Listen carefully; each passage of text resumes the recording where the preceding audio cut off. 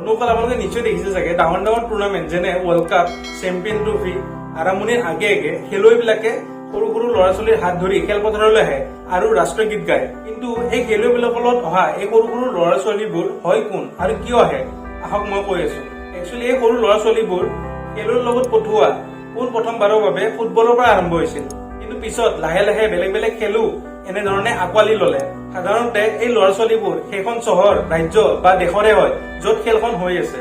এই প্ৰক্ৰিয়াটো অনাথ, দুখীয়া, NGOৰ সৰু সৰু ল'ৰা ছোৱালীবোৰৰ কাৰণে আৰম্ভ কৰা হৈছিল, কাৰণ ইহঁত সৰুৰ পৰাই বহুতো দুখৰ সন্মুখীন হ'ব লগা হয় আৰু ইয়াৰ কাৰণে এইবোৰ প্ৰগ্ৰামৰ মাজেৰে সিহঁতক হেপী ফিল কৰোৱা হয়। এইবোৰ প্ৰগ্ৰামৰ বাবে এই দুখীয়া ল'ৰা ছোৱালীবোৰৰ দেখভালৰ কাৰণে বহু মানুহে NGOবোৰত ডনেশ্যনো কৰে। আপোনাৰ এই ইনফৰমেটিভ ভিডিঅ'টো চাই কেনেকুৱা লাগিল মোক জনাব। ভাল লাগিলে মোৰ চেনেলটো শ্বেয়াৰ এণ্ড ছাবস্ক্ৰাইব কৰিব একেবাৰে নাপাহৰিব। ধন্যবাদ। জয় আপুনি।